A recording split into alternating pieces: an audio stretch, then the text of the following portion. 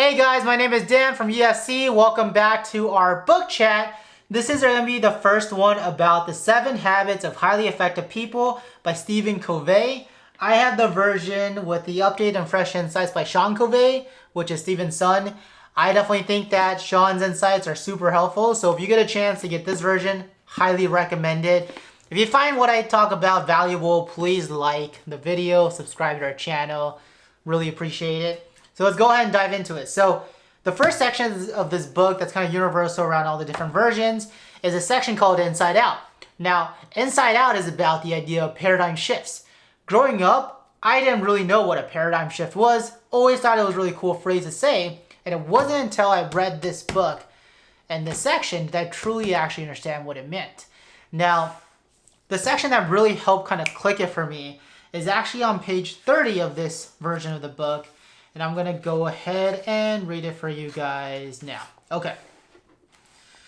I remember a mini paradigm shift.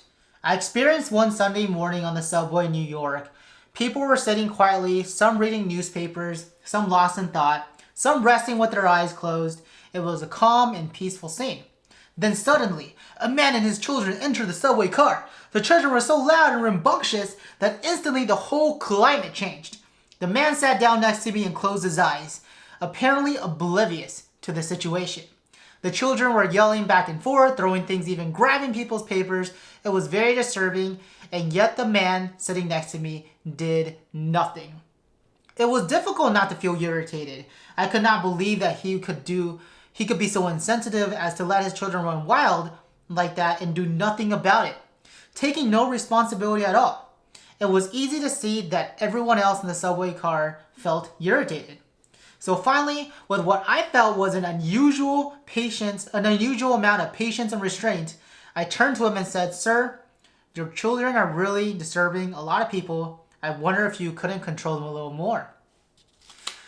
The man lifted his gaze as if to come to a consciousness of the situation for the first time and said softly, "Oh, you're right. I guess I should do something about that. We just came from the hospital where their mother died about an hour ago. I don't know what to think, and I guess they don't know how to handle it either."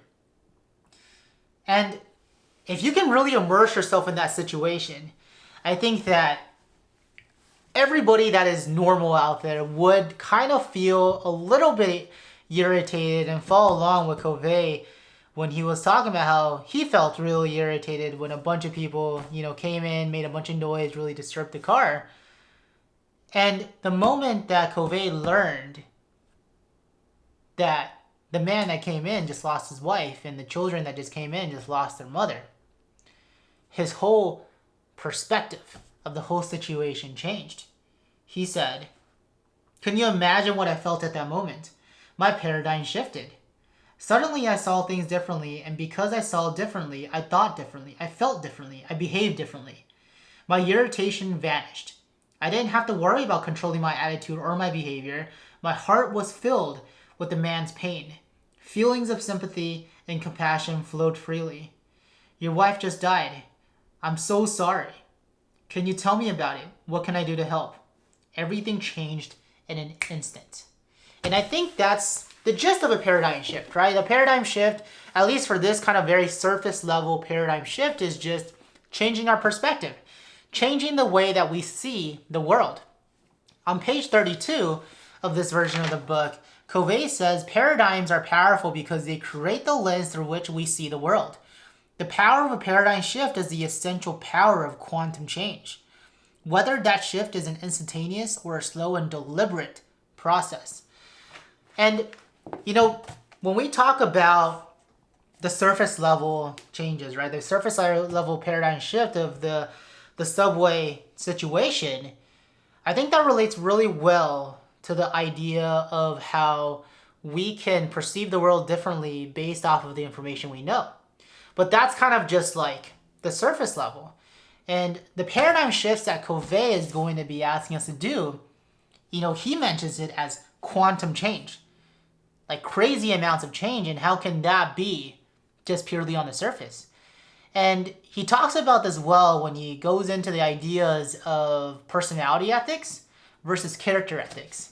And personality ethics, you can really think about it as Instagram, right? Instagram is where you have filters, you watch what you say, watch how you present yourself, watch how you approach different situations. You really try to present the best version of yourself without any context to everything else that lies underneath that best version. And when we really think about it, the best version of ourselves is not always going to be present, especially when we're really stressed, especially when we're pushed to the brink of exhaustion, either from work or family or anything else that goes on in our lives. What really comes out at the very end of it is our intention. And our intention is what Covey talks about as character ethics. What encompasses our character? And Covey talks about this on page 18. He gives a list of character ethics, and he classifies them as the foundation of success. Things like integrity, humility, fidelity, temperance, courage, justice, patience, industry, simplicity, modesty, and all the other ones that we could possibly think of. And I think that the power of this differentiation between personality ethics and character ethics is that when we really want to make deliberate change in our life and deliberate change in our habits, we have to dig deep down into our true intentions of how we perceive and how we interpret and how we act in the world around us. And when we do that and we make those changes to our actual intentions, then the personality we come off as is actually authentic. It's not going to change depending on whether or not we're stressed or whether or not we're hungry or hangry or anything like that. Our intentions are pure and our intentions are real. They're not fake. We're not trying to shield our intentions with what we think society wants from us. Our intentions are as real as they get when we're at home, etc. Right? So the purpose of this chapter, I think, or the purpose of this section really is to help the reader get into the right mentality of changing your perspective, changing your intentions behind the actions and the habits that you're about to adopt based off of what Covey is going to talk about. And I think that towards the end of this section, with the overview section of the 7 habits, Sean Covey actually brings up something that is very, very interesting that I thought was super helpful. He brings up that what you see determines how you behave. How you behave determines the results that you get. It's the see, do, get circle, right? So if we really want to change our results, it has nothing to do with really changing our behavior.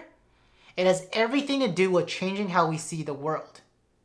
So again, if we want to change the results that we get, it has everything to do with how we see the world, that first C step, versus how we behave to get the result.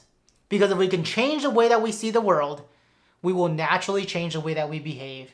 And when we change our behavior with true intention without being fake, we will actually get the result that we want every single time. Super powerful. And I'll definitely go into the other sections of the overview because I think there's some nice little tidbits in there that Covey brings up. But I hope that was helpful. If you found that helpful and you found that valuable, please like and subscribe. I'm super excited to talk to you guys all about this book. Super great book. And talk to you guys next time. Talk soon. Bye.